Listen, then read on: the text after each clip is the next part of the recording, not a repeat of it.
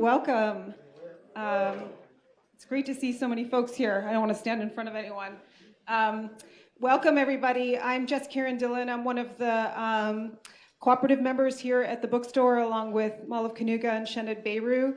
And we're really excited to be able to host all of you today. Just a quick word about the space. So Making Worlds Bookstore and Social Center is a community space, a knowledge building space, a knowledge sharing space, a space to support Black, Brown, Indigenous liberation movements locally, nationally, and across the globe. We support a strong internationalist orientation to understanding everything that connects the things that happen on our block here to the city, to the country, and to the larger world. And we're really happy to also be a strong and fierce supporter of the liberation for Palestine. We're really excited to host all of you today. I'm just going to pass it over to Malav to say a couple words. All right, thank you, and welcome again to everyone here. I see a lot of familiar faces, and definitely some new friends are in the room as well. But the thing is, we're all here because we love Mumia Abu-Jamal, and that makes us all kindred and connected in the struggle to bring him home. And we will be celebrating his 70th birthday on April 24th. We want him home. When he's home, when he's free, we're all taking one important step toward our collective freedom. I just want to say one more thing about this space. We opened up this bookstore and social center on Valentine's Day of 2020.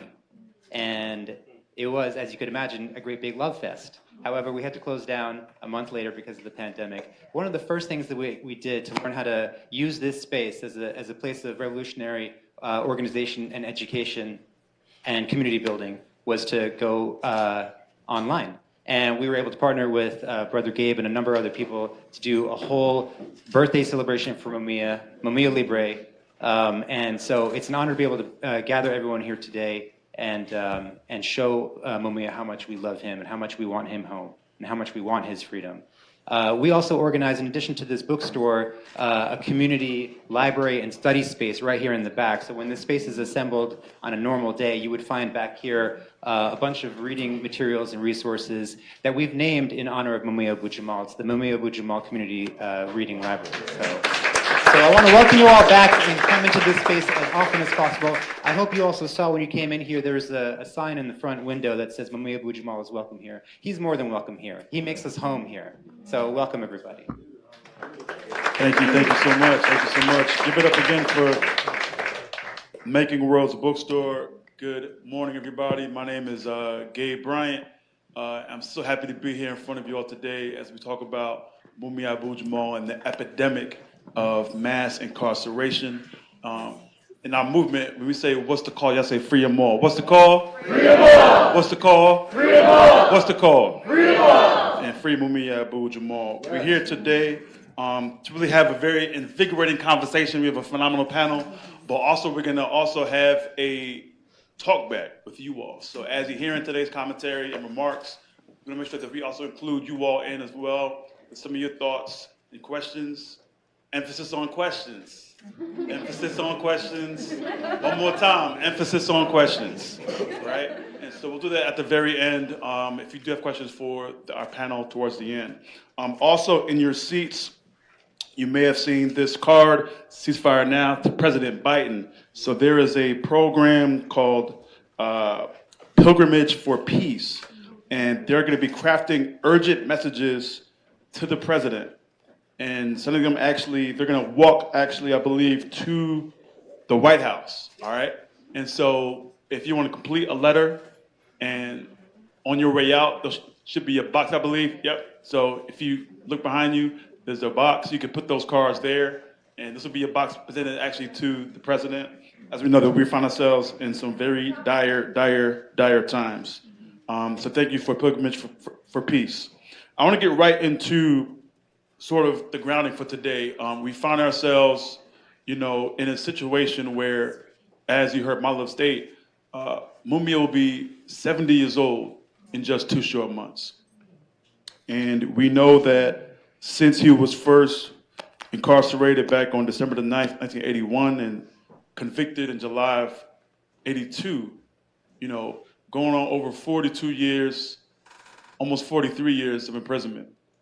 And we know as we've been organizing and mobilizing across the country and frankly across the world, we know even as we have many victories of other prisoners who have come home, it is time now to bring Mumia home. Is that right? Yes. And so we're working diligently to not only strengthen and rebuild this movement, but also to make sure that we can do everything in our power to ensure, that our brother comes home and that he can live out his life with his loved ones and beloved community, right?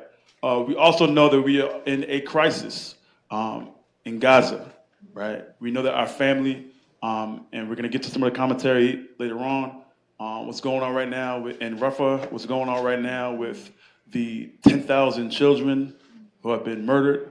We're talking about over 25,000, 27,000 killed, countless more in the rubble.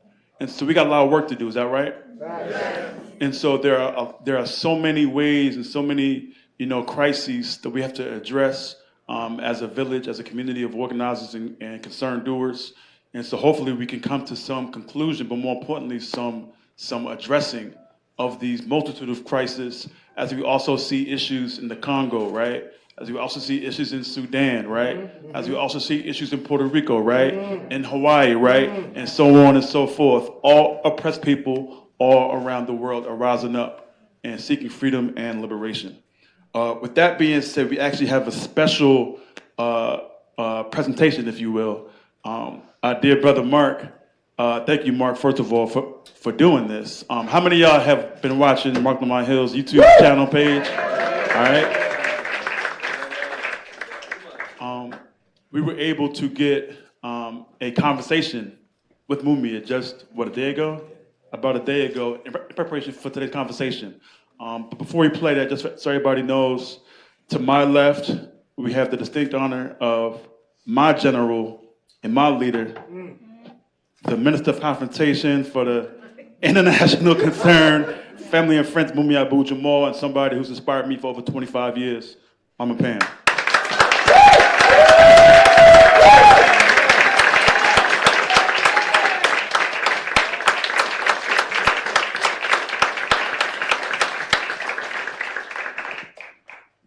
To her left, somebody who came in and we were able to make some calls and work this out in the last 72 hours. Somebody whose legacy of writing, of activism, knows no bounds, and I'm sure has motivated many of you all, the great Dr. Cornel West.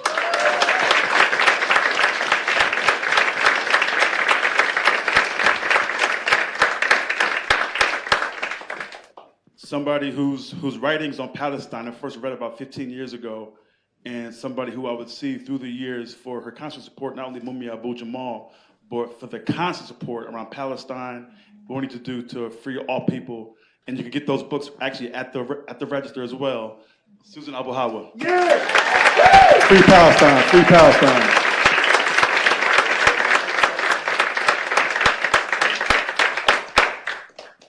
And to her left, the beauty of Philadelphia is that I don't care what neighborhood you come from, you can get some books in the local bookstore. And shout out to Uncle Bobby's books out in Germantown. All right. But also shout out to his work, on the griot and on Al Jazeera and as a scholar activist and on the front lines. And if he's called, he shows up. Dr. Marc Lamont Hill.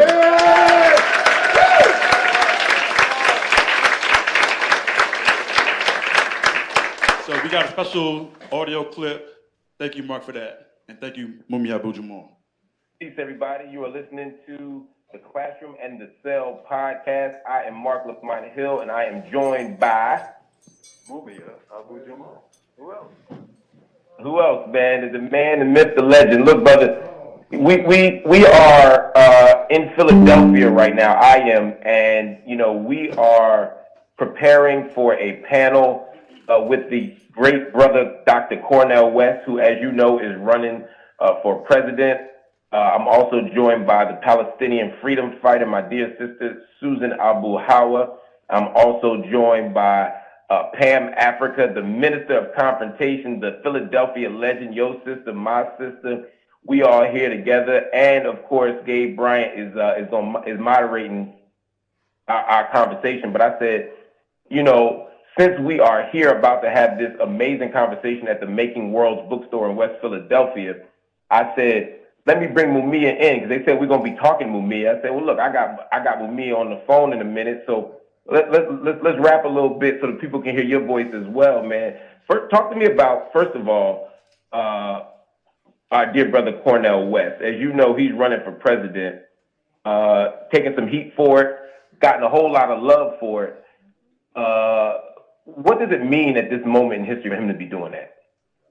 Well, like many candidates. This is a call from Pennsylvania State Correctional Institution, Mahanoy. This call is subject to recording and monitoring. It is more symbolic than anything else. And that's to say that, you know, the politics of present-day America are set in advance in a way. I mean, they're decided before they're decided. And they're decided by, think about this, when you listen to reporters talk about elections and campaigns, what do they talk about most? They don't talk about votes much, but they talk about money a great deal. And they rate candidates based on how much money they bring to the campaign. And I've always wondered why they did that, and then it dawned on me. What is that money spent on? That money is spent on media, on commercials. So it's the media talking about money that goes to the media, and they become the medium through which people hear the ideas, or at least the projections of the political candidates. And I say that Cornel is symbolic because he's not part of that program. For one thing, he's not a multi-zillionaire. You know, he doesn't have the resources that most political figures have, but he does have ideas.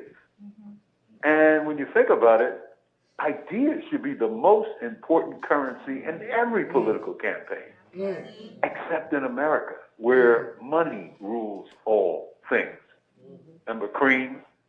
And so, yes, sir. When you think about the struggles that this man has seen and studied and talked about and been a part of. This is a call from Pennsylvania State Correctional Institution, Mahanoy. This call is subject to recording and monitoring. People forget that just a few short years ago, Cornel was threatened with death by white supremacists who were armed with rifles and in uniform in Charleston. And he was in a church that was attacked. And thank the ancestors he got out, but, you know, he was attacked essentially because of who he is and the voice that he has and the ideas that animate him as a democratic soldier. You know, he is a man who has spoken truth to power since his youth, and has been a remarkable public intellectual and scholar who has really thought about the biblical term, the least of these, and the Phanonian term, the wretched of the earth, and spoken on behalf of the poor, the down-pressed. And that makes him quite exceptional. You know, one of the things that Cornel has been particularly vocal about over the last few months, in particular, certainly since October 7th, has been the U.S. and Israel's role in this genocide in Gaza. Just a few days ago, if not a week ago now, I heard Cornel refer to Joe Biden, President Joseph Robinette Biden, to be precise, for you dignified folk, about he's been calling him a war criminal. He's been calling him a war criminal. And that type of provocative language, that type of courageous speech has been necessary, I think, in this moment where we're pretending that the U.S. is playing a mediator role when, in fact, it is providing the weapons, the money, and the political coverage to allow this imperial war, not even war at this point, genocide, to occur. So when you hear Cornel West out here in the world talking about Palestine, calling out war crimes, and calling for a vision of liberation and justice that doesn't hinge on some liberal two-state solution where Palestinians are still oppressed, even though that two-state solution ain't never going to happen. When you hear him talking about not just, finding a warm and fuzzy democratic vision to hold on to, but an actual radical vision of the world that takes care of the vulnerable. When you hear all of that, what does it make you think? What value do you see that adding to this public conversation and to this political conversation, especially as it pertains to Palestine, but really everywhere that there are, as you said, wretched of the earth? It warms my heart to hear Cornel seek this kind of truth in this kind of time, in this kind of context and conflict between not Israel and Hamas, as is traditionally reported in the corporate media, but as we've discussed earlier, this is a war between the state of Israel, a settler colonial state, against the people of Palestine.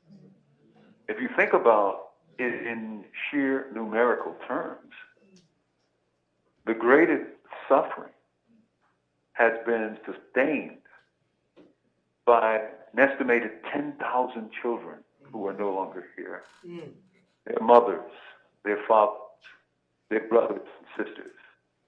And, you can count the death of Hamas people perhaps in the hundreds. But when the Palestinian people, it's in the tens of thousands. And that's not even disputed. This is a war against the people of Palestine because this super right, ultra right-wing government is moving to transfer, and they speak about it openly over there, to transfer the Palestinian population out of Gaza to make settler space, to steal whatever land they can take in the name of security. But it's about, I'll use the term that I've always used when I've written about this, and I think it fits, at least historically. When the Nazis invaded people's countries and took their land, they said they needed Lebensraum, German for living room. The Zionists are doing the same thing today on Palestinian territory. And no one, other than Cornel West, is speaking out about it. So he's to be applauded.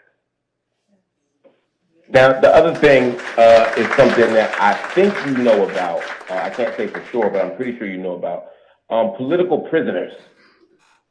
Talk to me about what it means at this moment to keep the conversation alive about political prisoners. Cornel has written about this, has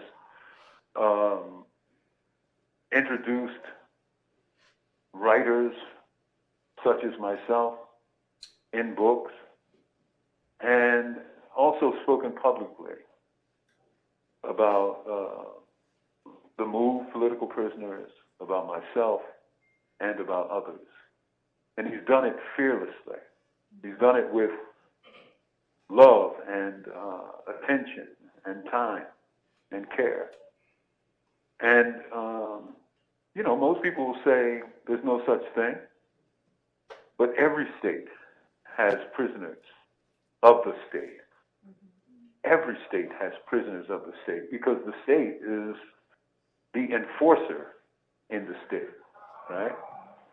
And those who oppose or criticize or dissent from the state are enemies of the state. And I think about Evelyn Williams, right? Most people don't know who she is. Well, she was the aunt of Assata Shakur. And early after Assata Shakur got busted, she was her lawyer.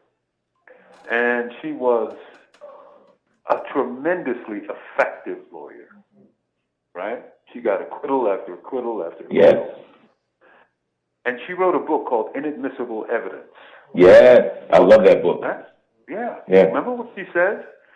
She says every black person who goes in a white courtroom is a political prisoner because there is a cost laid against that person for being black in a white courtroom that does not attach to a white person who enters that courtroom. You pay a tax, a price for going into that courtroom because that's the nature of the system, right? We used to be able to see that in other contexts, let's say apartheid, or think about Palestine. We've been talking about Palestine. The people in Palestine, when they go to court in the apartheid state of Israel, they go to military courts. And it's clearer there. It's not so clear here because of neoliberalism. But if you look, you can see it. We, as Cornel said, we deodorize it. You know, we don't sit with the funk of it. No. And well, that sounds like a jazz fan, don't it? Yep. Well, you know, Cornel gonna mix the jazz and the blues in there. That's how he do it. He's a blues man. I know. And he talks about blues people, and I got several of his records where he's singing in the jump. Yo, that's what I need from y'all, bro. I need you and Cornel to do an album. I told you, You have 1 minute left. I found out you had them vocals, and now you know Cornel gonna make an album between the two of y'all, man. Y'all might get us free just with the music. Well, listen, ask Cornel what we did when we got together. He come up here with some other good brothers, James Cone, and we started singing. We were singing, we're a winner, and never let anybody say that you can't make it. Come on now. You don't come on now. We singing in the visiting room. I'm like, go ahead, brother. That's I wish I could say I was surprised, but you get Cornel, the great James Cone, rest in peace, and that troublemaker Mumia Abu-Jamal, all three of y'all crazy Negroes together, man. Y'all gonna make music, y'all gonna theorize, y'all gonna get us free, y'all gonna do all the things, man. I'm so glad y'all had that time together. And yes, when you come home, and you are gonna come home, we gonna make sure that we get that band together. Cornel gonna be right there. Get that band together. We gonna put. Thank you for using security. Goodbye. Love you too, man. On the move. All right, everybody, you've been listening to the Classroom in the Cell podcast. Marc Lamont Hill, Mumia Abu-Jamal. Make sure you continue to check out all the content that we have. You can get it by going to the YouTube channel, Marc Lamont Hill Official. You go to the Marc Lamont Hill Official YouTube channel. Yes. Thank you so much for that. Thank you so much. And free Mumia, man. And like Mark said, you know, not perhaps, not if, not maybe, but when Mumia comes home, right? Yeah. I want to also acknowledge, you know, as you saw them come in, and as was said by Mumia as well on the remarks, we got somebody also who inspired me when I was in college, when she visited Penn State University back in '99. Yeah. Mumia Africa is in the building.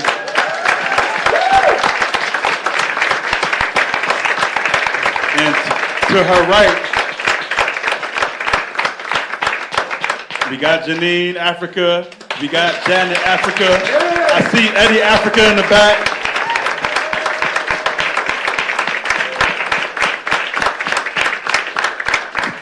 So these folks who came home to Move 9 when everybody said it was impossible for them to come home, now they sit here today here in Macon Rose Bookstore. Isn't that beautiful? Isn't that beautiful? So I want to get first to our questions, and this is for Mama Pam. You know, we heard from, obviously, the situation was going on with Mumia. We know that we've sort of raised the stakes around his health care, what's happening right now in the prison. We know that you also were on Black Power Media talking about your most recent visit to him and what you saw with regards to his health. So if you can, please give us a quick update on what you saw when you visited him as well, and we're going to also have some other remarks. Okay, first I want to thank everybody for coming out on this very short notice, and thank the bookstore. I mean, everybody, we just put this thing together in a couple of days. Nobody knew, but it happened because it had to happen. I want to acknowledge Brother Issa, and for him to come up before I speak, because he is Wadia and Mumia's oldest son. Right. And he was the one who called me and alerted me about what it is that he saw. So he's going to tell you about that.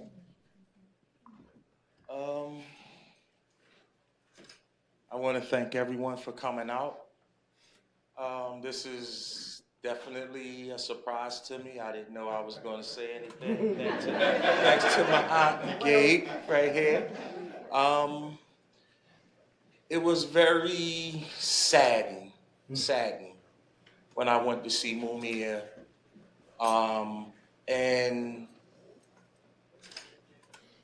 I've seen him last year, the day after my mother's birthday. And then to see him this year, it was night and day. I mean, he walked up into the visiting room, and when he walked up to me, I didn't know who he was until he stood exactly in my face like this. He didn't look well at all. I mean, I didn't notice him. I have pictures in my phone where he does have some locks.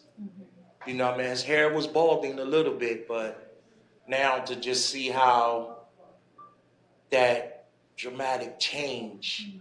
And one thing that he said to me, he said, the losing of your mother,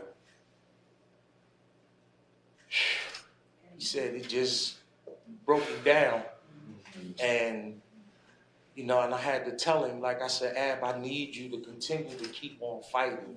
But he's so scarred from my mother passing. And when I left,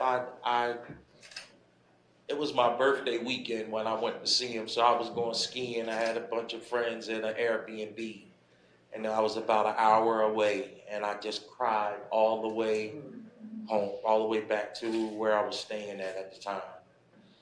So that's just pretty much. And I appreciate you guys for listening.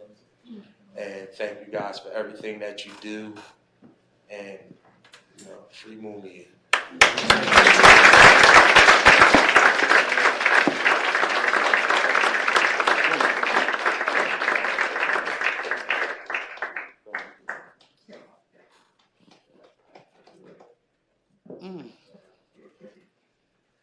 Right. This is a very emotional time.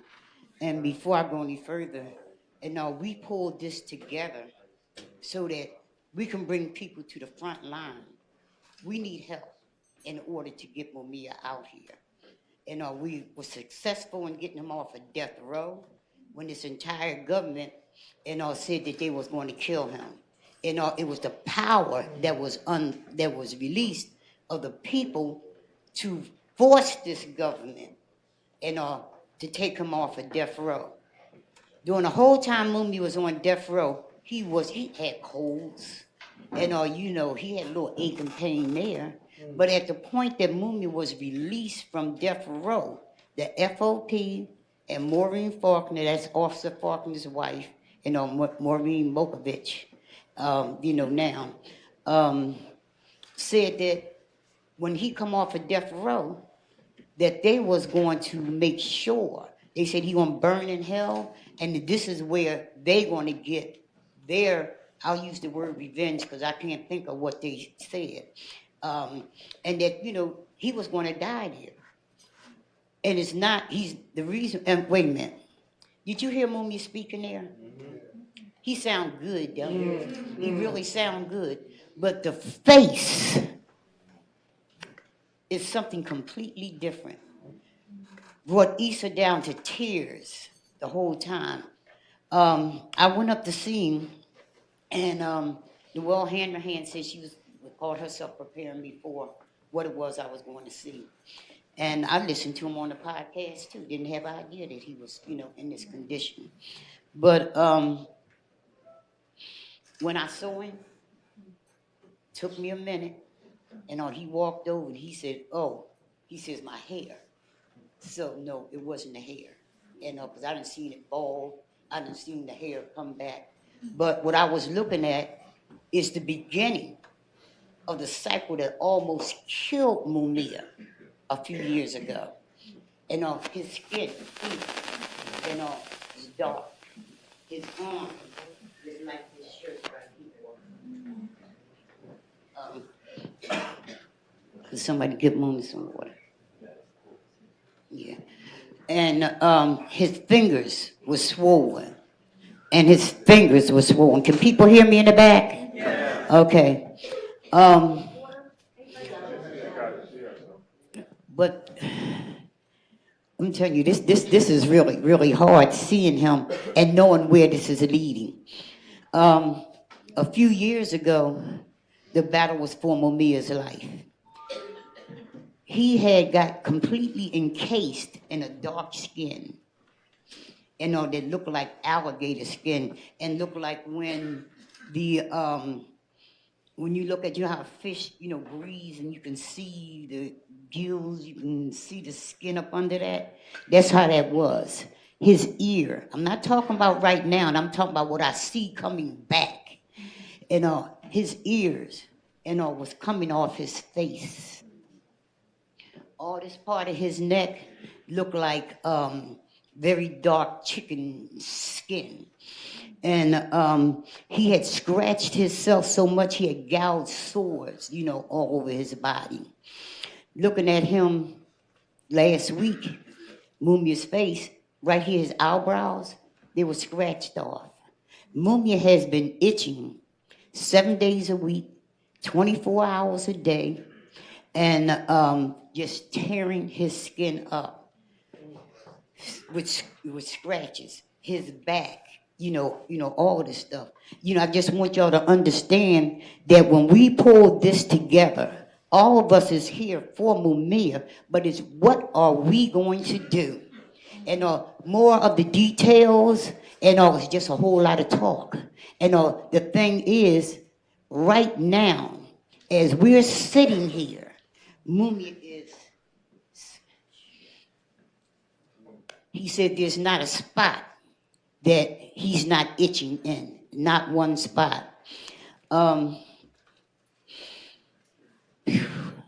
Yeah, I'm not usually short for words, but when you see what I saw, and you've seen the worst of this before, and you sitting before him again, and you see it coming back because we battled these monsters in order to get him what was known as a hepatitis C cure.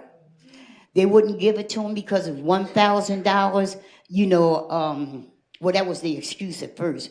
$1,000 a pill, and you had to take it for 90 days.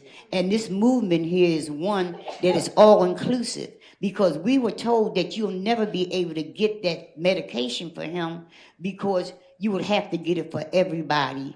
Everybody's going to want it, and that's going to block it. Our intentions is to get it for the everybody. Mumia is a part of the everybody. That's right. So there was a whole lot of things, and I want to say we short for time, right here today.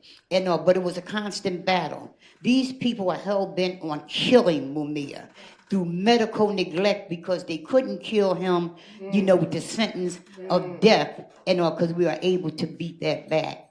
We have got to rise up right now. That's right. That's right. And so people who are instrumental in here dealing with churches, we need those churches. We had a bad behind brother that came from Arkansas. He was a 20-year judge. He had his own church, and he laid the rules down of why Clemens should release Mumia. Judge Tucker, while we in this Black History Month, the minister was black. Judge Tucker was a black man, and who laid the rules down and gave Mumia the right to an appeal. Judge Clemens, who is a black woman judge, and despite all the evidence of innocence that was presented to her, all the law as is written that Mumia should be home, she's thumbs down. This woman, this system is responsible for everything that's happening to Mumia. When we went to court for Mumia's health, It was found out how they had manipulated papers, lying, and also that, Mumia would not get a cure. Mumia has had open heart surgery. And one of the guards that went to the prison, to the hospital with him, and said he got so sick standing there because Mumia's heart was over here and Mumia's laying on the table. Right. And he had open heart surgery. All these things that happened to him is because he's in jail illegally. And I'm saying we are not without the power to bring him home. We have everything that there is. We just need to utilize it. And people who believe in politics, go to these politicians. You're not without. Do they want an audio, video, TV, book, whatever the hell they want it on? We have the evidence to pull him out. Journalists, I wish everybody was, and thank you so much for hearing the journalists that's here that, have been helping. But, we need these other ones to rise up. These people, just like they're doing in Gaza, is what they're doing up to in that prison. And on that point, because I want to get to your second question also, for you, Dr. West, as you hear what, Mama Pam is talking about, right? We're talking about medical neglect. We're talking about, decades of, health challenges on the inside. And you had a phrase about Joe Biden's role in mass incarceration. You called it crimes against Black humanity. Yeah. Can you speak on, what's happening right now, the impacts of mass incarceration on our communities, Black and brown and poor communities, but also the issue of elder abuse as you see it as well? Yeah, let me first say I'm just blessed to be here in this consecrated space. I appreciate the leaders who established this space, and each and every one of you coming out. And I just want to say directly to my dear brother Esau that your father, he's a great man. I come out of the revolutionary Christian biblical tradition. He or she is greatest among you will be a servant of the people. Will suffer, struggle, shudder, and sacrifice because of your love for the people. What we heard with our dear sister Pam, he's undergoing that because he loves us. He's willing to sacrifice. He's willing to take the hits. It reminds me of Martin Luther King Jr. Daddy King told me Martin Luther King Jr. was in a paddy wagon for 4.5 hours driven from Atlanta to Reedsville prison with a German Shepherd in there with him, and only 2 of them in there in the dark. And when Brother Martin got out of that paddy wagon and Daddy King was there, he said he had tears in his eyes. He couldn't walk a straight line. But all he could say was, this is the cross we must bear for the freedom of our people. Look at this, brother. Same thing in Arizona. Same thing with Fannie Lou Hamer. Bonnie on the head of Ida B. Wells Barnett. We can go on and on and on. Mumia Abu-Jamal stands in that cloud of witnesses, and we got the son to tell him directly. He's a great man. He's a good man. He's a tender man. He's a gentle man. He's a sweet man. He is one of us. He is the extension of the best of our people, of our tradition, of our struggle, and he's a love warrior. He's a love warrior. That's why we sang Curtis Mayfield together. He was in tune, I was out of tune. He didn't mind. And it means then that so often we can find the most courageous, the love warriors, freedom fighters, joy sharers, and the wounded healers in mass incarceration. Because the system has declared war on Black people for 400 years. And too often, those who respond to that challenge get assassinated or incarcerated. And we end up with these milquetoast leaders walking around peacocks. Look at me, look at me. I'm so successful. Where's your courage? Where's your love of everyday people? That's what we're talking about. And so anytime you talk about mass incarceration, we should always begin with the love, the courage, the service, the sacrifice, the style, the smile, and you can still feel in his voice a delicacy. It reminds you of the voice of a Marvin Gaye or David Ruffin. or Ted Mills. Brother Keith Benson played drums with Teddy Pendergrass for 22 years. Wave your hand, Brother Keith. He know what I'm talking about. Or Teddy Pendergrass. Because that's part of our movement too. That's part of our struggle too. And our people come in a lot of different forms. Sometimes they're Muslims like Malcolm. Sometimes they're Christians like Fannie Lou. Sometimes they're Buddhists like Bell Hooks. Sometimes they're agnostic like James Baldwin. Sometimes they're gay, lesbian, trans. We got a whole variety of voices in our movement. Mumia Abu-Jamal will always sit at the height because of the unbelievable level of sacrifice and love. And I see that in Ramona. I see it in Pam. It's there in our dear Sister Susan and this brother, younger generation. My God. Lord have mercy. I'm just like Luther come back from the dead in intellectual form. Love you, Luther Vandross. Your legacy still going on as intellectual, still going on as truth teller, still going on and making connection. And I want to just end this by reading a poem by the daughter of one of the greatest writers in the modern world, Richard Wright. You all know Richard Wright, native son, black boy. Yes, yes. And this is Julia Wright, the daughter. And she sends us poems every day, doesn't she?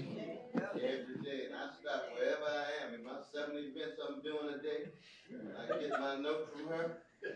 I say, everything got stopped. She said, this is for Mumia Abu-Jamal.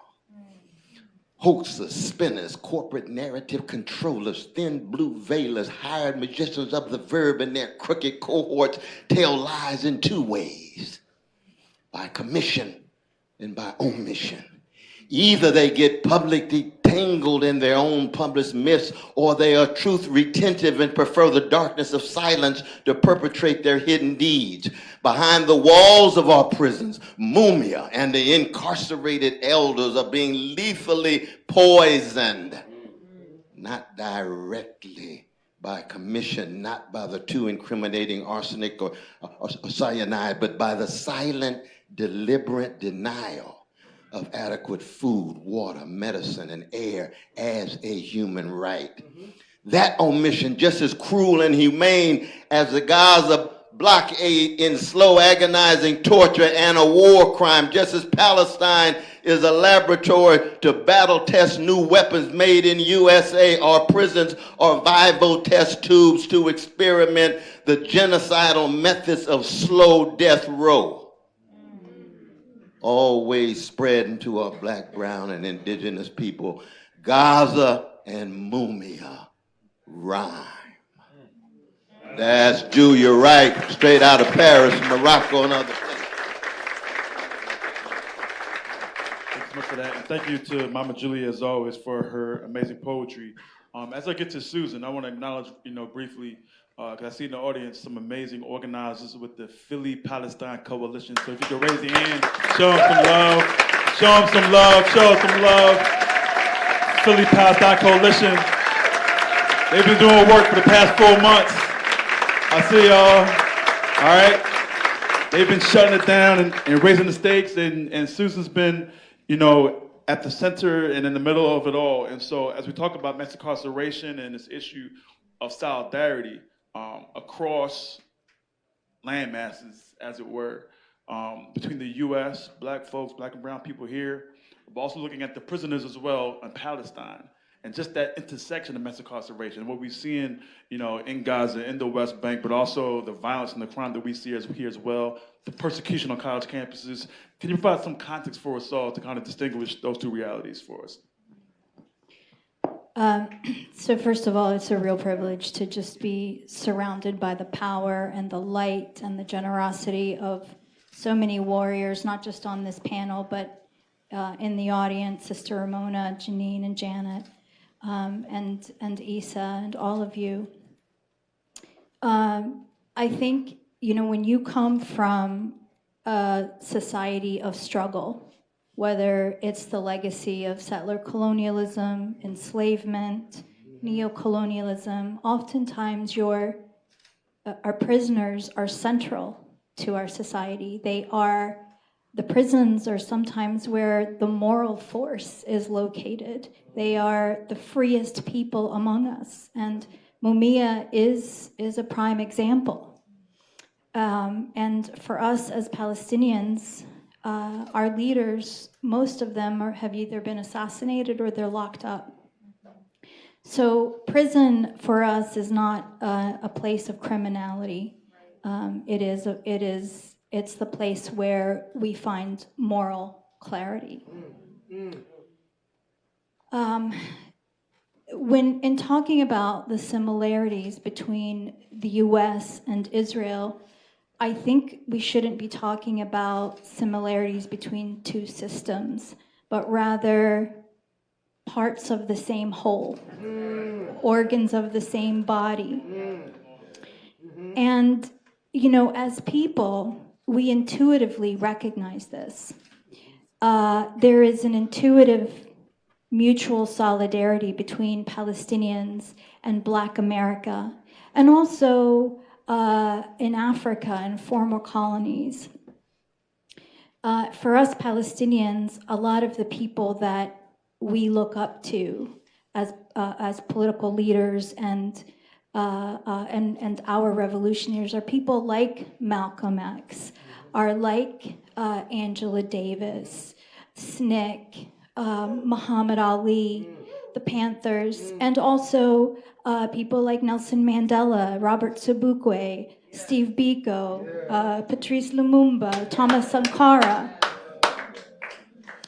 And there is, you know, Israel and their satellites in this country, a lot of organizations that sort of bill themselves as civil rights groups, but in fact are agents of Israel, have spent a lot of money being really in concern over Black Palestinian solidarity, have spent millions and millions targeting HBCUs, sending top and up-and-coming young Black leaders on all expense paid propaganda tours to Israel.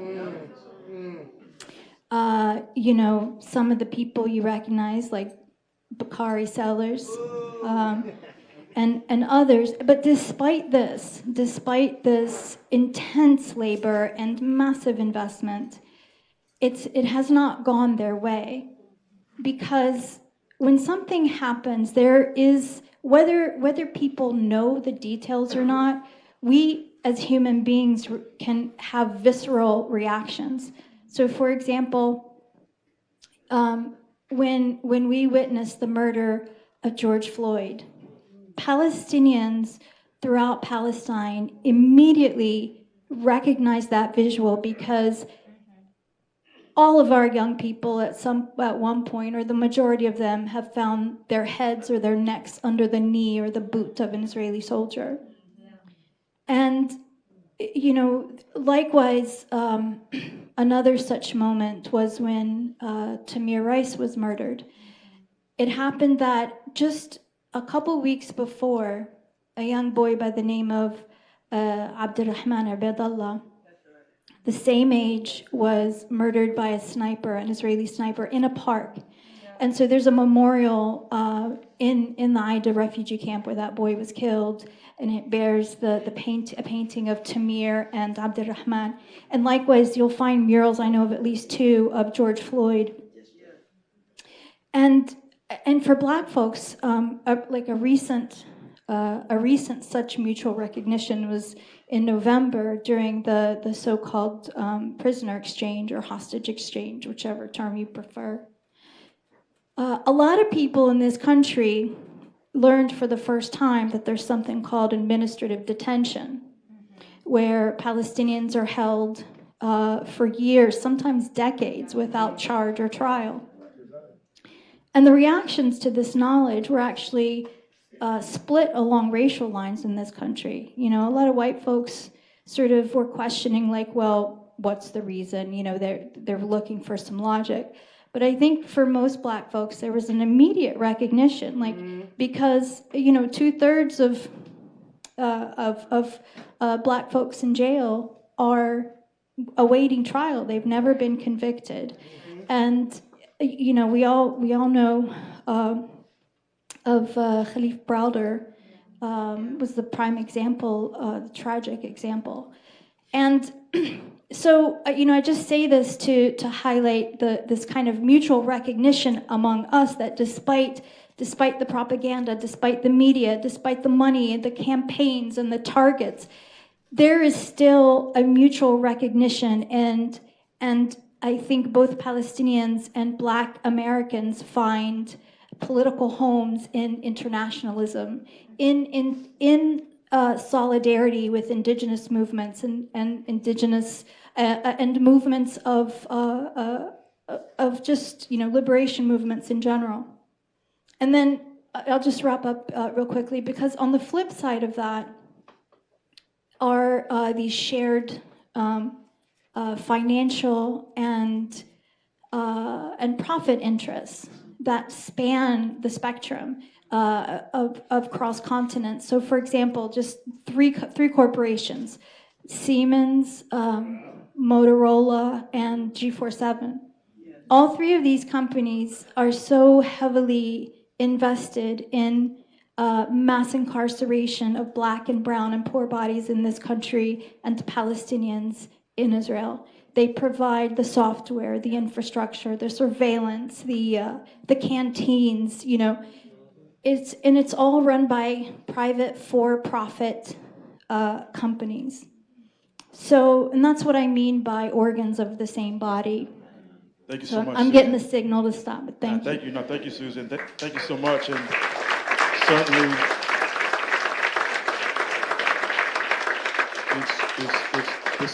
this work is so important as we find ourselves on, I believe, the 128th day of this genocide, frankly, of this devastation, of this second Nakba that they're creating.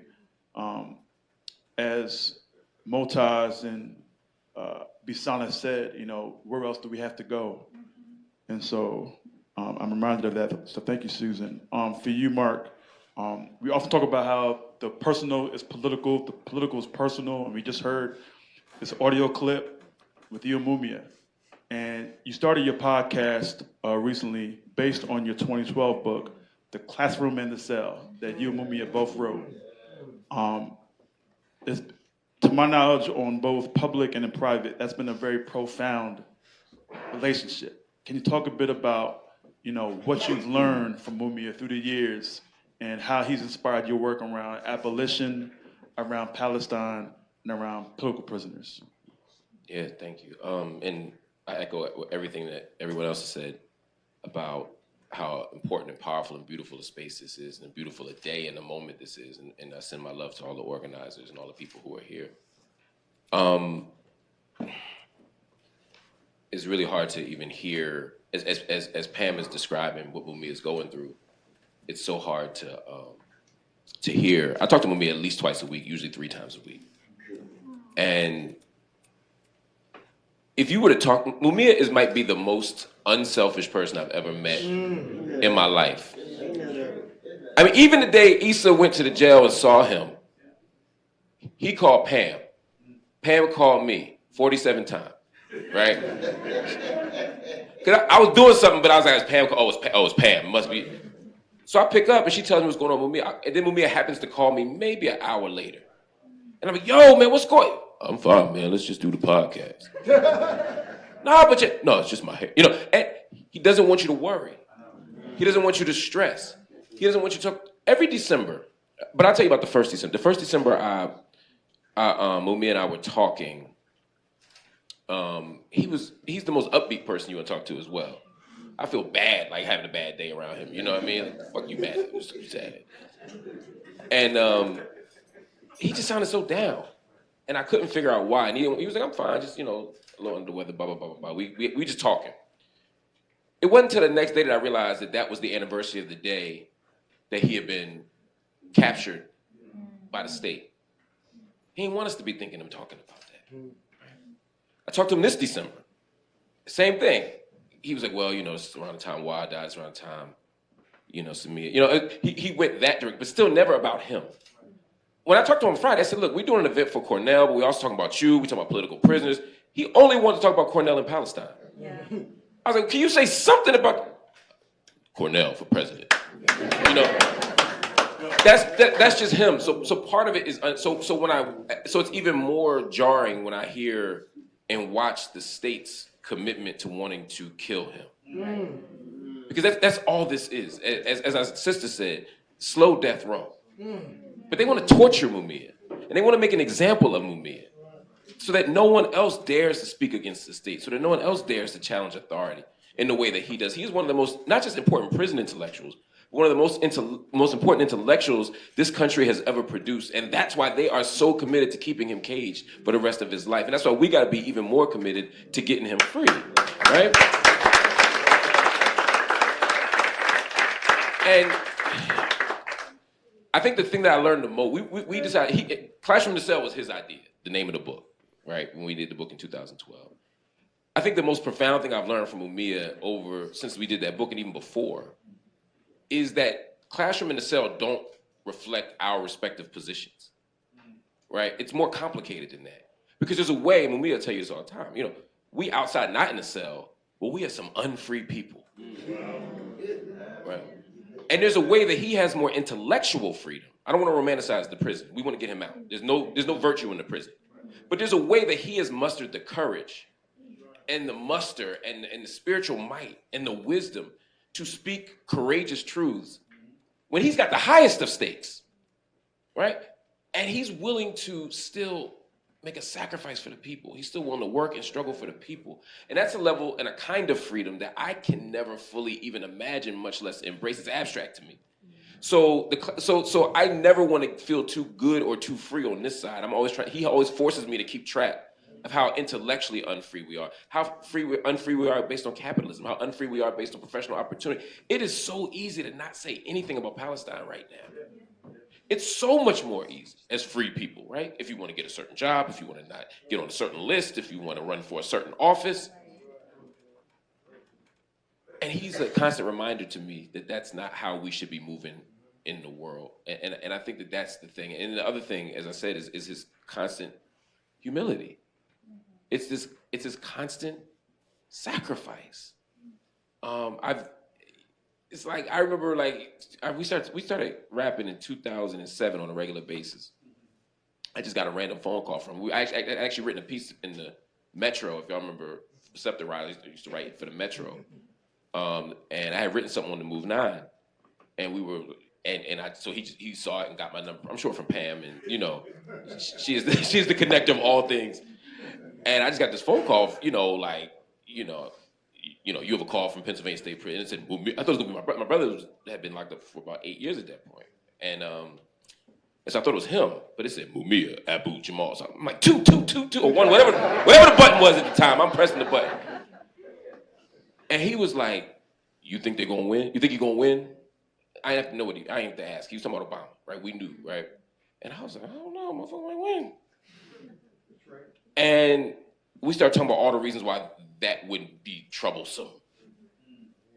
And we started unpacking how problematic it was. And he had a level of critical insight and a commitment to deep study where he would make this connection to that connection that you rarely see. And so much, and we laugh, we joke, we tell, he's a ridiculous person, he's silly. He's one of my favorite voicemails, I'm gonna send it to you, you should have it. It's him and Wadia calling me doing voice impersonations. And I'm like, first I'm like, y'all get a room, right? Because it's like my parents, it's just moo moo and wah wah. But they are he's just an amazing whole person. But in addition to that, and then I'll pass the mic back, he still, in addition to all his silliness and brilliance and creativity, he's also just a passionate soul committed to deep study. And at a moment where people don't think enough and don't read enough and don't make connections, and TikTok and YouTube and Twitter become the kind of arbiter of what's right and wrong without any analysis. We got a president saying he saw photos of tragedies in Gaza that never happened. I mean, this is where we are right now. You can't trust anybody. He doesn't let anybody off the hook. He's always making the connections and reading and studying and connecting. And he inspires me to be a closer reader and a deeper thinker. And probably a better person. I mean, he's just extraordinary. So I'm blessed to know him and to call him a friend and to be able to build with him all the time. Yeah. Thank you, Mark. Thank you, Mark. Thank you, Mark.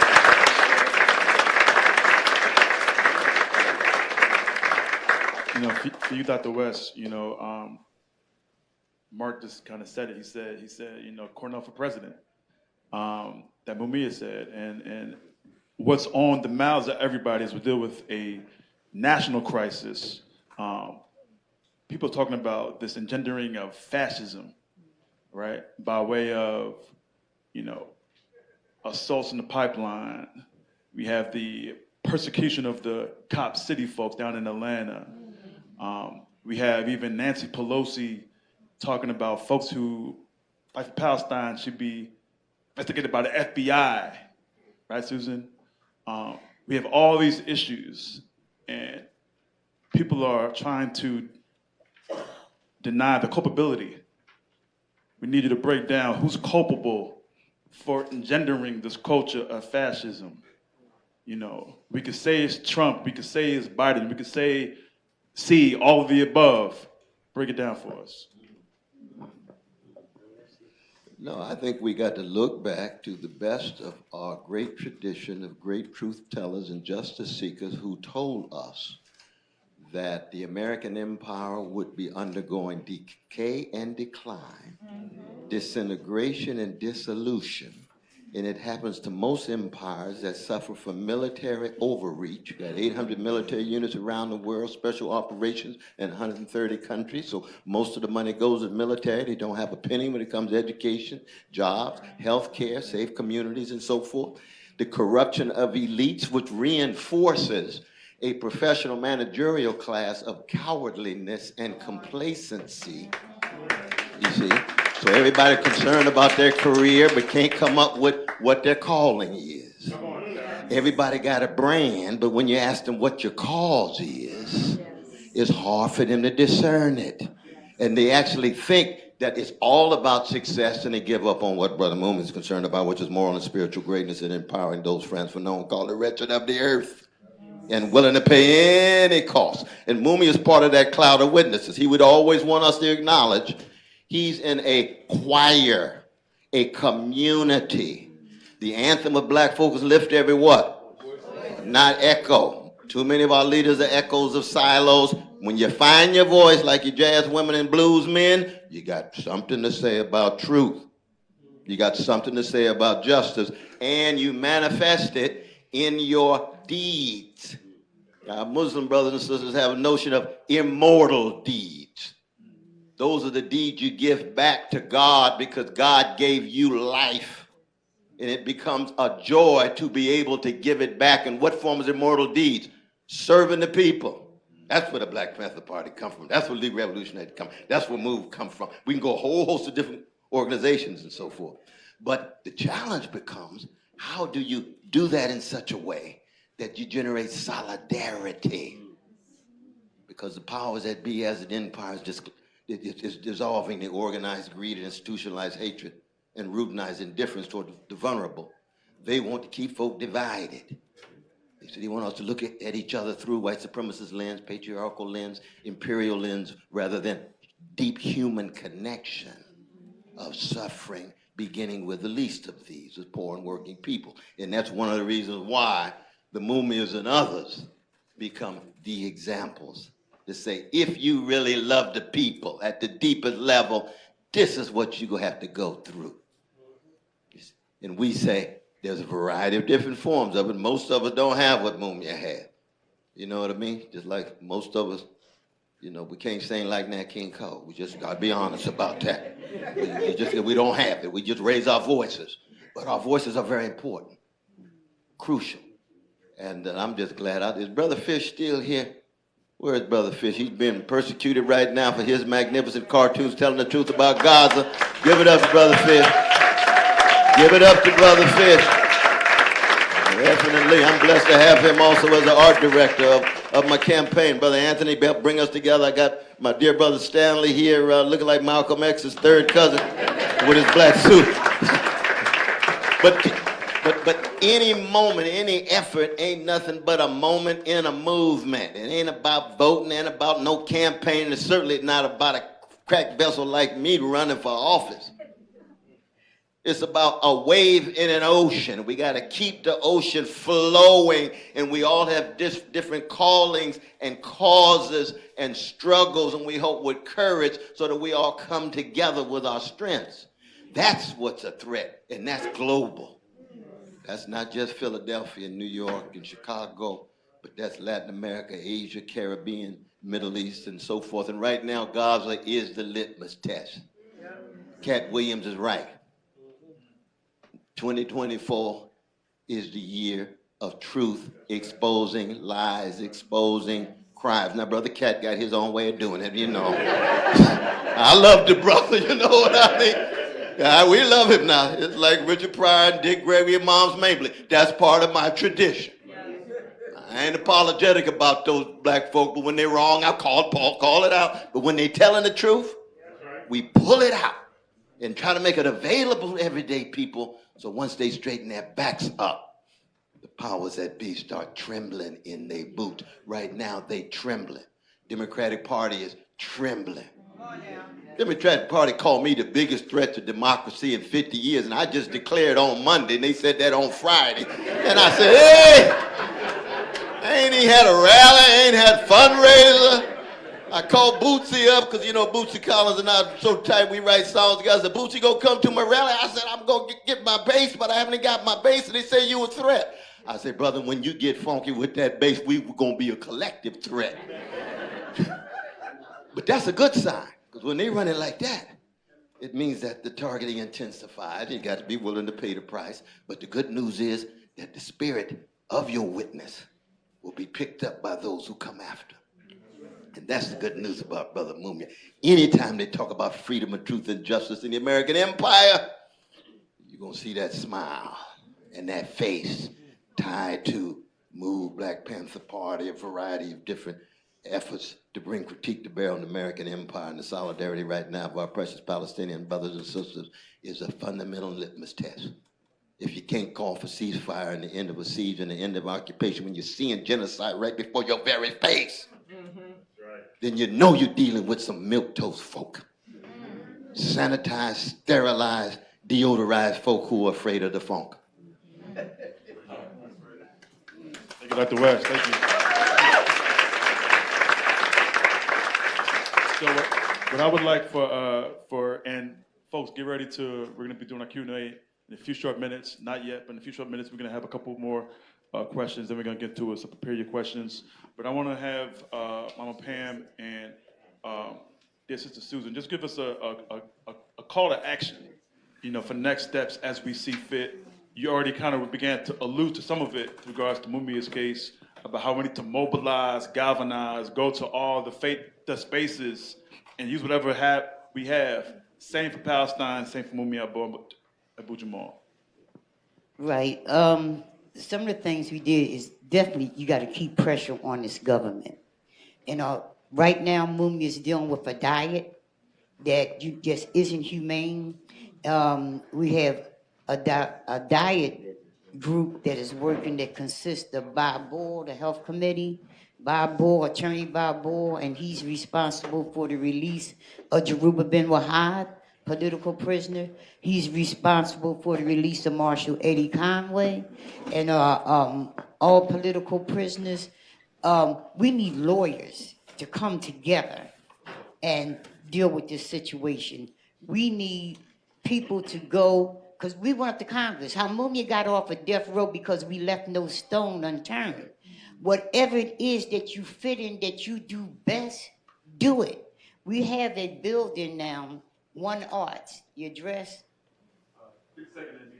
52nd and Media. We want to start having meetings on Wednesday there. We're looking for another space in order to have more meetings, but we need to set up meetings throughout the city. And, you know, this is not just for Philadelphia. This is for everybody that's listening, you know, because they're already doing it in France. You know, there's not a Wednesday that don't go by that they're not putting out information for Mumia. We did things in the area, and you know what? We need to develop, you know, a new, updated piece of literature to pass out, you know, of like where things are at right now. what the judges, what was their part? How did Mumia wind up here when it was clear that he was supposed to walk? Oh, he was supposed to walk, last year. So we need to get that information out in the way. I need some writers. We need some writers. And we need people to come up. What's the different skills in this room? That's what we need to know too. And what is it that, you are willing to do? Because the thing is, confront this system and don't give up. And don't make it just about Mumia, because when we did hepatitis C, it wasn't just about Mumia. The concerns, with hepatitis C concerned everybody in the prison. But people did not know that while there was 400 and something inside the state of Pennsylvania in prison that had hepatitis C, there was over 7,000 in the streets. We connected, we came together, all those different forces, and went up against this government. The only time that you saw commercials about hepatitis C, because it was the power of the people. Everybody came together and worked and pushed for that. So we're looking for people to join in with us with your skills, no matter, if it's dialing the phone, calling other people to let them know what's going on. April 24th is coming up, having events in February. There's, events that's going on in New York. There's events that's going on. Have some events. If you go to YouTube, all the Mumia, videos, the documentaries, they're all, up there. And invite some people into your communities and show them. And let's make a move. April the 24th, we should shut this mother thinker down. We should shut this. I didn't say what people, I did say that. Y'all heard it in here. But what came out my mouth. You know where I'm coming from. But we got to, organize to let these people know we're coming. Right. And we're coming with the power of truth. Yeah. And we're not backing down because it's here for everybody.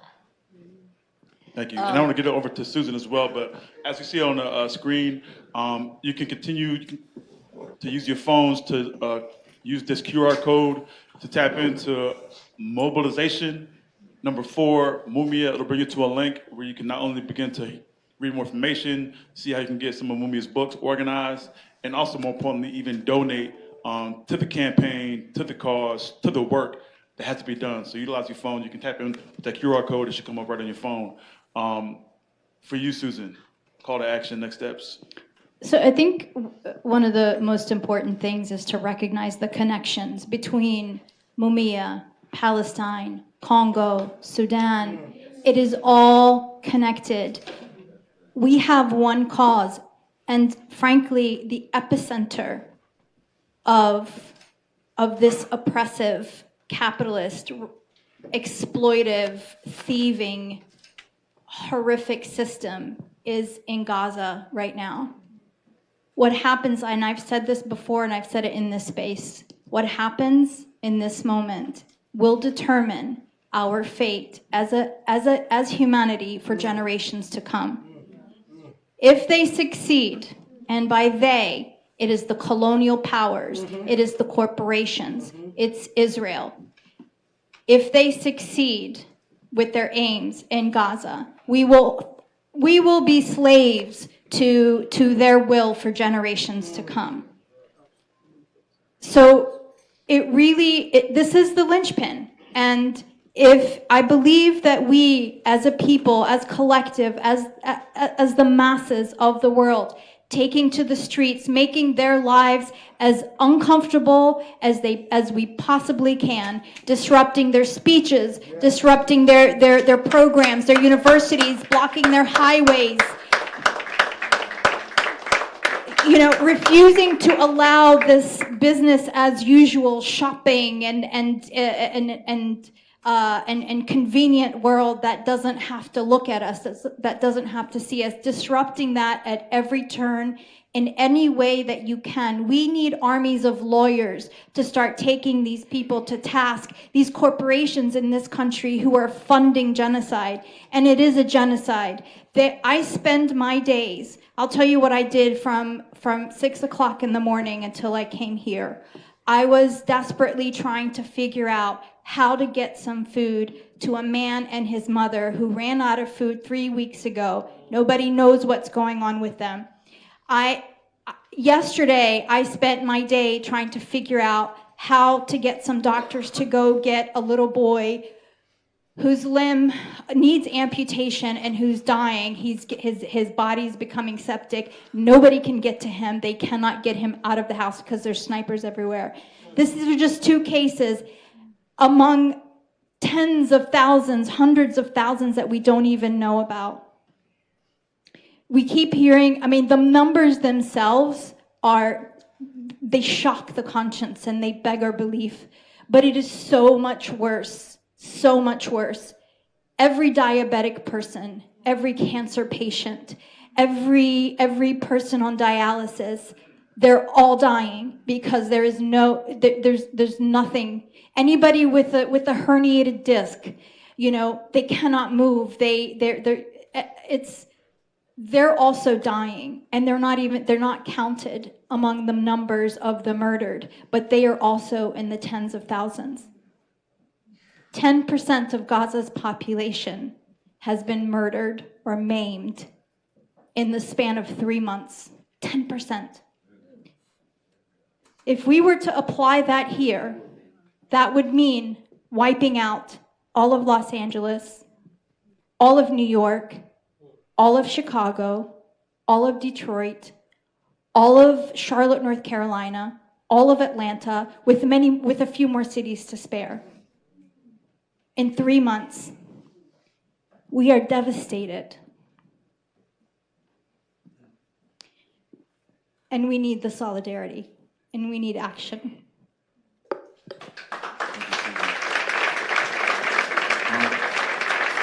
For Mark, I want to, first of all, thank you, Susan, because I think that it's important in these spaces to also remain sober-minded about the realities, even as we're, inspired and motivated and convicted, to just understand the raw truths of what's happening on the ground. For you, Mark, we talk often about, and I saw the book, earlier, Robin D. G. Kelly's book about freedom dreams and radical imaginations. I want us to sort of begin to close this out as far as, how do we continue to sustain a freedom dream and a radical imagination, in spite of all the crisis all around us and the banning of books and Moms for Liberty and it's this and that and all the above. How do we still stay focused on our freedom dreams to create the world that we want to see? Yeah, that's the heavy question. I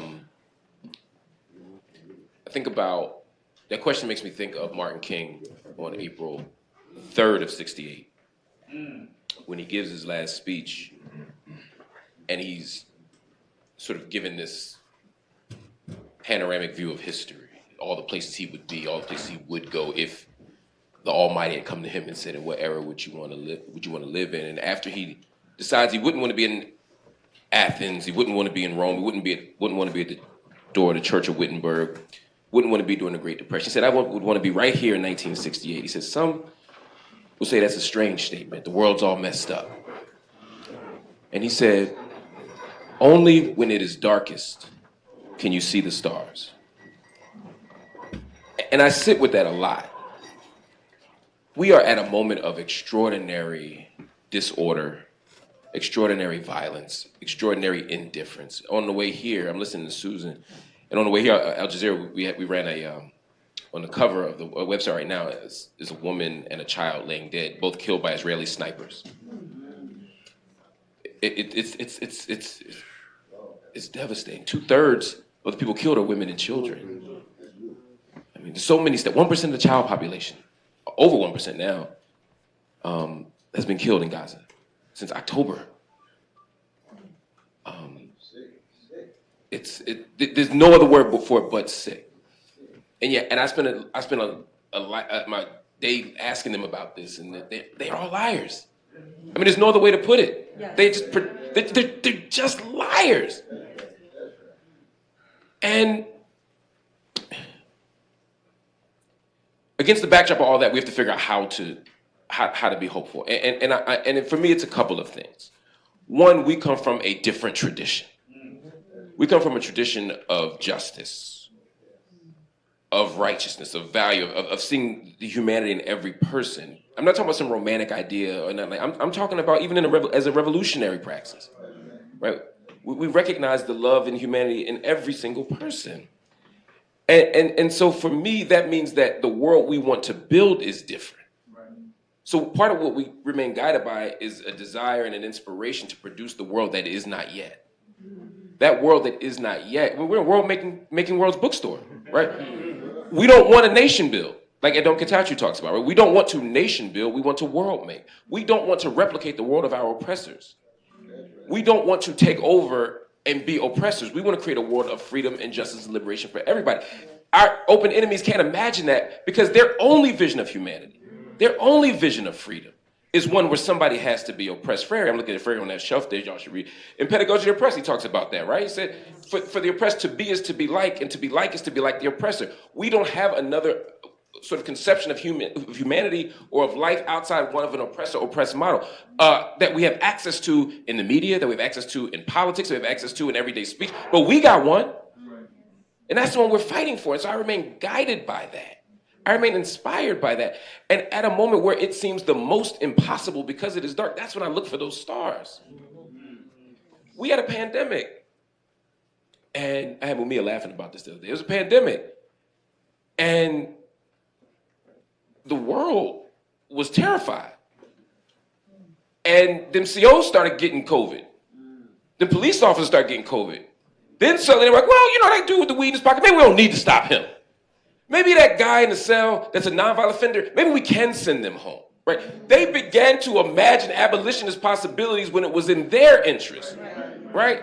So at that dark moment of pandemic, there was a possibility for the world to recognize the possibility of an abolitionist vision that some of us thought was impossible because they told us it was.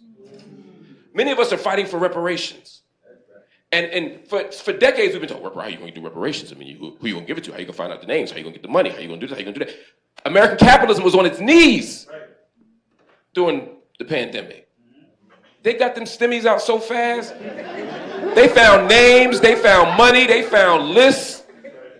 When American capitalism was at stake, they were able to imagine new possibility. So we no longer have the luxury of impossibility. We can no longer defer or rely on this idea that it can't happen. It can. But it's never going to happen from the state unless we force the state to do so. The state will never do anything that's not in its own interest. So we have to constantly compel the state. But at that same moment, the brightness is watching people who never stood up for Palestine speak up. It was in the midst of a pandemic, watching people downtown in Philadelphia fighting and screaming for George Floyd. It was in Minnesota where they said, you know what, we are no longer going to settle for warmer and fuzzier prisons. We want to defund. We want to abolish. Cornel's here, so he's making me feel like the old church days, but Howard Thurman, in The Growing Edge, what did he say? He said, never scale down your aspirations to the facts that are the level of your immediate experience. In other words, we don't have to be prisoner of an event. As a Christian, that meant we don't have to be prisoner to the events of the cross. Right? That doesn't have the final word on life.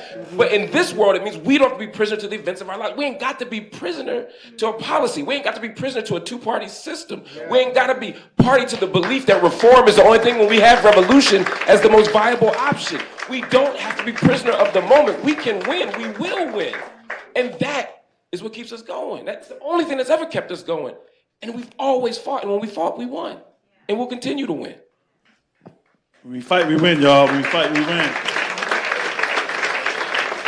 So what I want to do is I want to make sure that we can hear from a few of y'all, and then we'll get to getting ready to close up shop. We also have a speaker as well towards the end. So let's get the microphone around. Let's start right here first, and then we'll come back around to you, Baba. Yeah, right here. Yeah. And again, question, question, question. So it should be a question that ends in a question mark, not a period. So this is definitely a question, and it's going to be long but quick. Quick, please. So there is this conversation here about the nature of the state and the structure of incarceration, which I think is extremely important.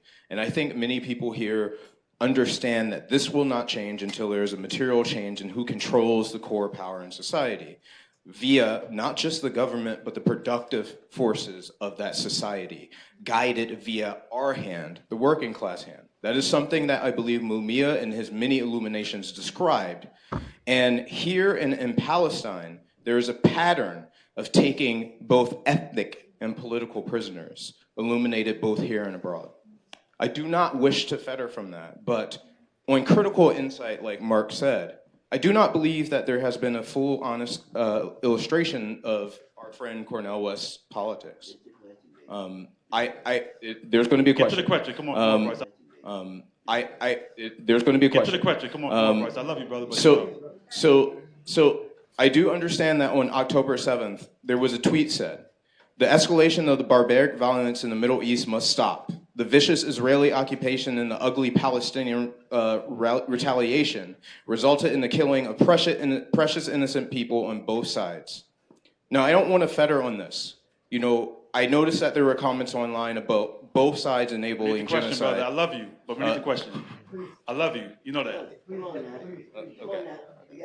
I just want to get to other people as well. So my question is, one, when we're talking about the resistance against people who are occupied against their occupiers, is it correct to call them ugly? Whether or not their form of resistance is not something that we would materially support. What is your solution to the power of the bourgeois state? How do you ensure that the militaristic arms of the state and its weapons of war do not continue to fuel imperialist extraction that results in conflicts like this? And what will you do to support the global working class? Thank you, bro. Thank you, bro. Thank you, bro. Oh, Lord have mercy, brother. I got 2.5 minutes to wrestle with that, but I appreciate both the question and the spirit behind it. Because you see, first thing is, my aim is to become head of the empire in order to dismantle the empire. The first day I'm going to be pardoning Mumia Abu-Jamal and Leonard Peltier and Julian Assange and asking Assad to come home if she wants to. Now, what form of solidarity would that take? When you dismantle the empire, you're disinvesting from military, you're reinvesting for poor and working people, not just here, but in the global south, so that the IMF and the World Bank are pushed aside, so that NATO was disbanded, and you're coming up with ways of generating resources so that poor and working people can exercise their self-determination and self-respect. In terms of the specific quote that you had there is that I call for a free Palestine that takes the form not of a two-state solution. I think it's dead. There's already a one-state solution right now, which is apartheid, ethnic cleansing, and genocide. The only other possibility is either a secular state or one state with two nations, but the fundamental requirement is there's got to be Palestinian dignity and Palestinian equality. Fundamental. Am I concerned about Jewish safety and security? Absolutely. We don't want a genocide. We don't want a massacre of anybody.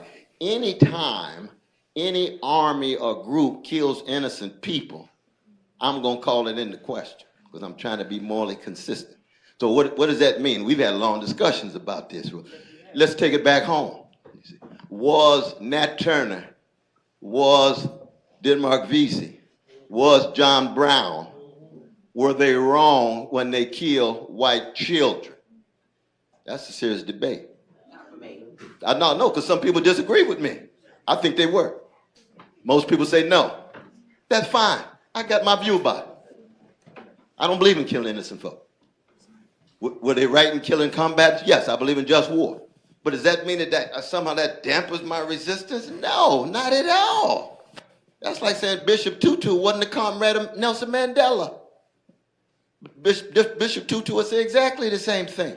So the notion that somehow you don't know what my politics is, I'm telling you what my morality is and letting you know my solidarity is, and I still support John Brown, I still support Denmark Vesey. I not just support them, but I actually have folk who have been involved in struggles like that all the way through my comrade with the Black Panther Party. We had these debates in the 60s.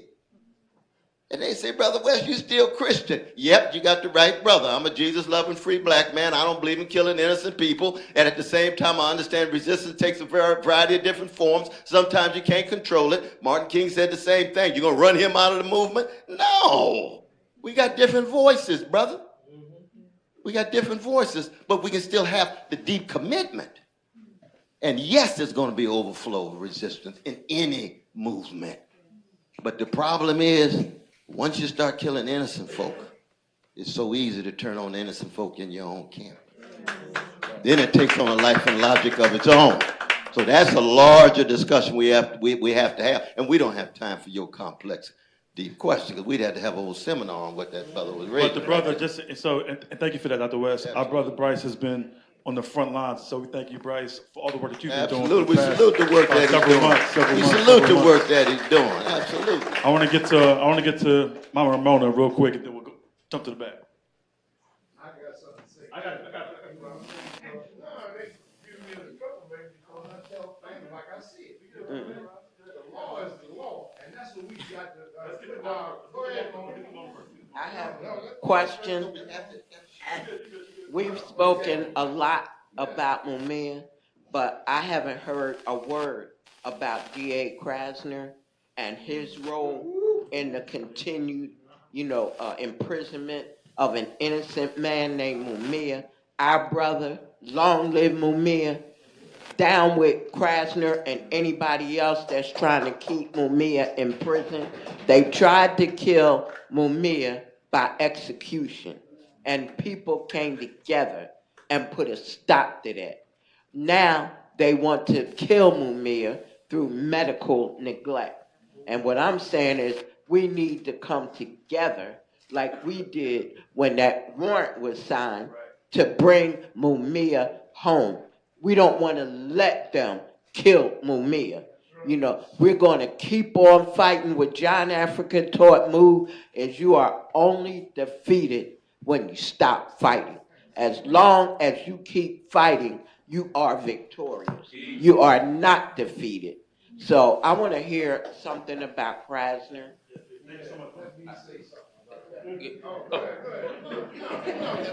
The thing is, the law is the law. Republicans, Democrats, Independents, everybody must follow the law. You can't make exceptions. That's the problem. Now, something Pam just said, I'm going to have to correct that. First of all, they got to think in the Constitution. The Constitution wasn't made for us. It was made for them. If you read the history, those guys was catching hell damn near like the slaves were. They made rules to protect themselves, which is the Constitution. The Supremacy Clause states that. Article 6, paragraph 2, the United States Constitution states that constitutional law, federal laws, and treaties are the supreme law of the land, meaning they supersede all that state bullshit that they coming up with now. Now, the change laws to make things, and as far as Mumia, Tucker gave Mumia an appeal. His lawyers appealed that. I mean, I'm not, because I bring out these white lawyers that done kept Mumia in jail, don't make me racist. Brian messed up Mumia's case. He had one thing to do, go in there with the Bastion case. He went in there and didn't do a statistic analysis. That is impossible. That's all he was there for. You know what I'm saying? We got to make them follow the law. There's no such thing as you can't indict a sitting president. It's bullshit they made up to protect Nixon and to get rid of Spiro Agnew. We got to know the law. When I first learned, I'm just a jailhouse lawyer. I don't have no degree, no nothing, but I know what they taught us how to learn. Learn the rules so you know when they are not following. Right. Lock them motherfuckers up. Go ahead, Roz. Amen. We always thank Roz. Roz always stops it, and Raza Khan does a phenomenal job of breaking it down for all of us. And as Malcolm said, making it plain. I see a hand in the back.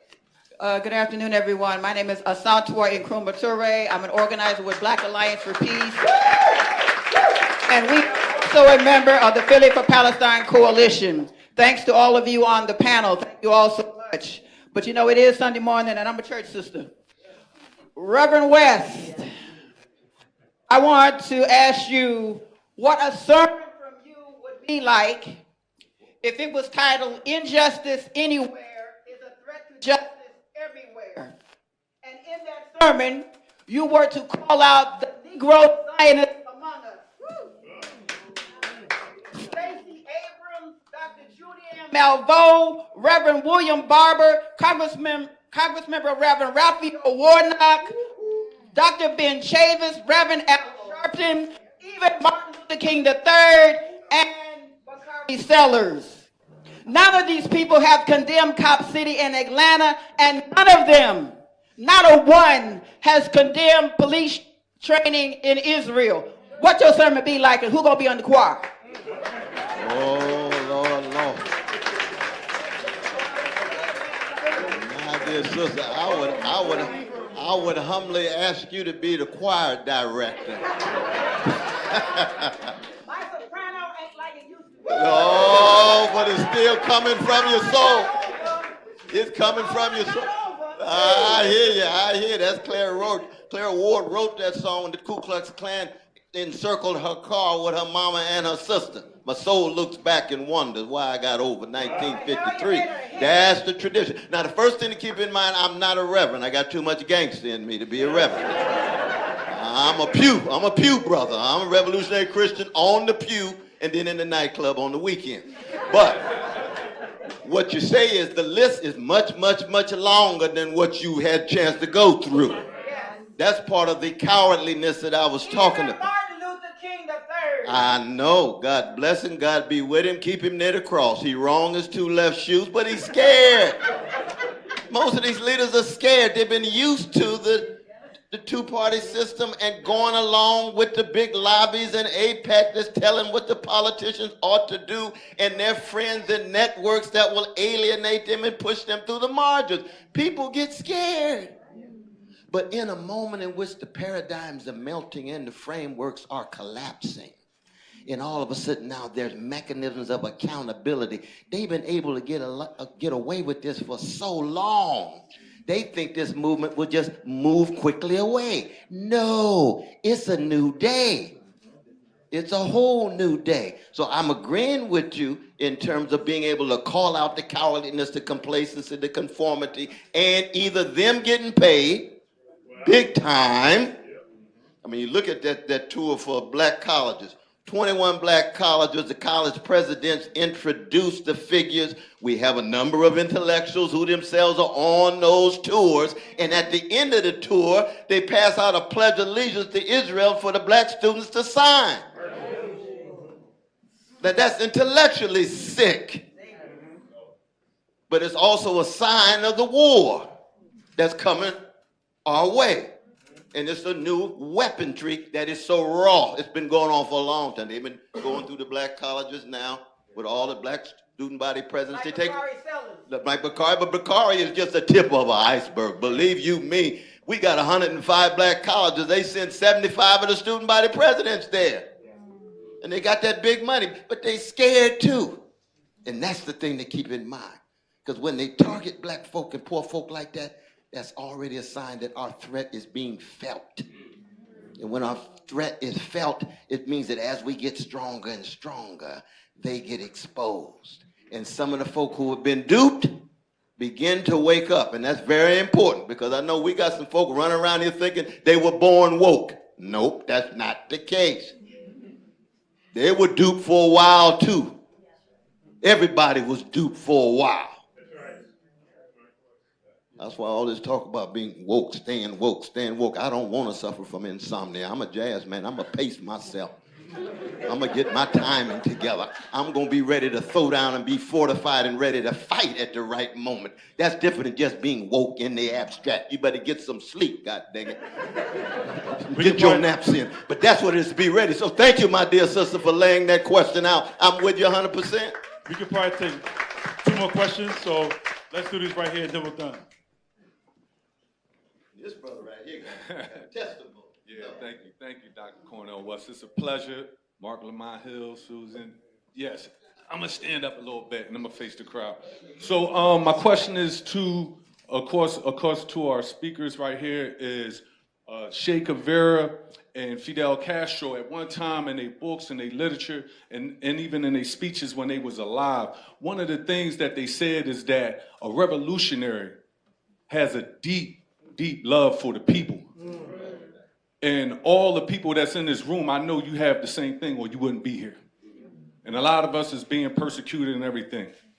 And so my question would be, to keep it real short, Brother Gabe, my question would be is to the speakers is, what does it take for, the people to have a commitment for this deep love for the people and an understanding that also there's a sacrifice to be made. This is not a popular thing. You know what I'm saying? The sacrifices Dr. Cornel West alluded to. Can you speak on the deep love of the people, please? Thank you. So what South Africa did is an example of a deep love for humanity, for the people. And it wasn't without risk for South Africa to stand up alone at first against all these powers that coalesced against a principally defenseless, civilian, indigenous population that is completely besieged, completely hemmed in. But what happened when South Africa made that announcement? Other countries started to get courage. And they let that love for humanity, that the stirrings of their conscience begin to manifest, because we need the first moral people to stand up, because other people will follow. The masses, I believe, see the fundamental injustice that's happening. But like Brother West said, they are scared. People are scared. And the reason they're scared, of course, is because you can lose your job, you can lose your money, you can lose your position, you can lose your life, you can lose your freedom. Everybody on this panel has lost something. Mark lost his job for saying from the river to the sea, so benign. And the reason is they are, but if you look at it from their point of view, they are scared of us.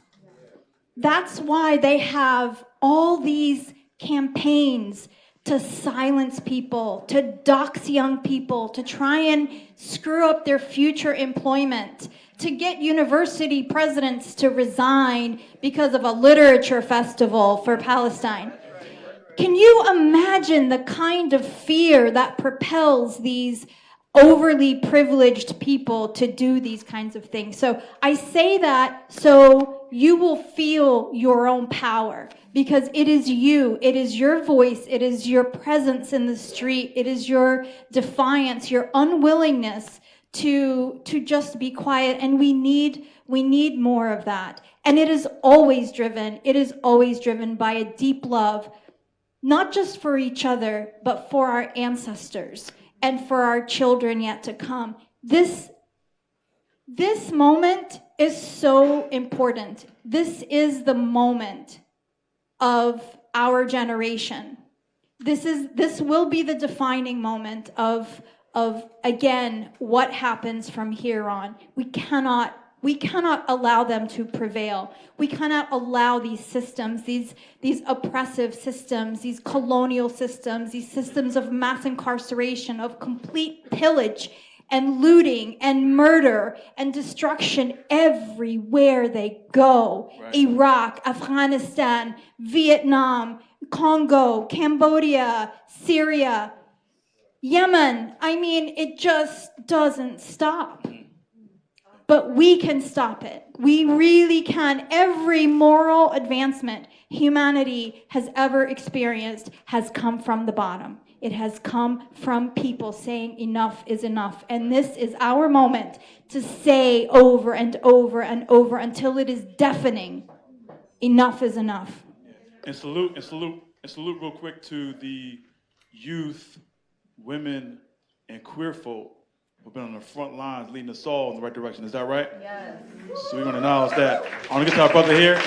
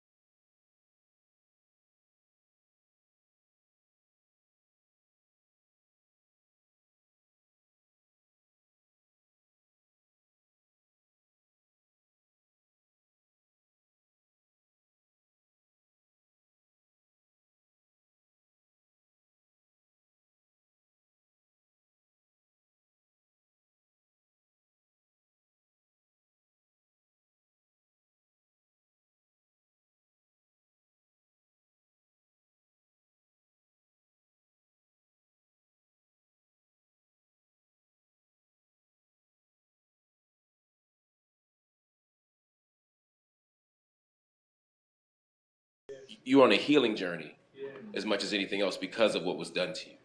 And we're here to protect you, to save you, not to save you, but to support you, to love you, and to struggle with you through it. That's all.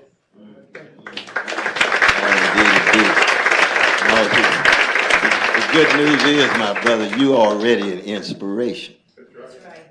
And you're an inspiration because the brothers and sisters behind bars, many of them have already done the spiritual and political and psychic work, to be able to preserve the best of who they are. And that's why it's so crucial to always have that connection. I've been blessed to teach in prisons 41 years. But let me say this about the love that we can feel in you, because that's the thing that breaks the back of fear. But you never love people in order for them to love you back. See, it's not transactional. That's right. It ain't no quid pro quo thing. Thank you.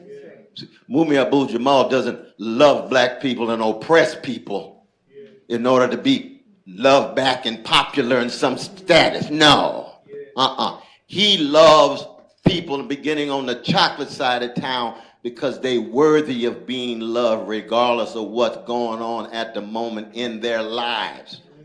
That's love at the deepest level. That's what John Coltrane's talking about, love supreme, brother.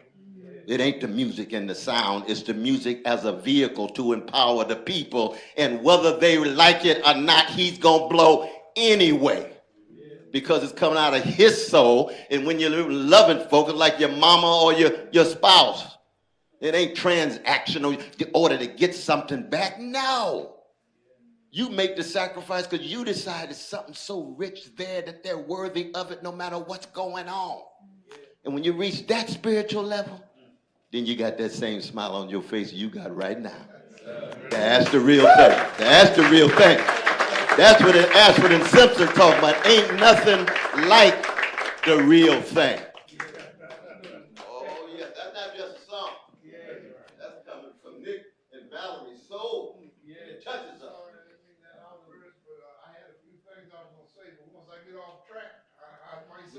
That's okay, because there's more events.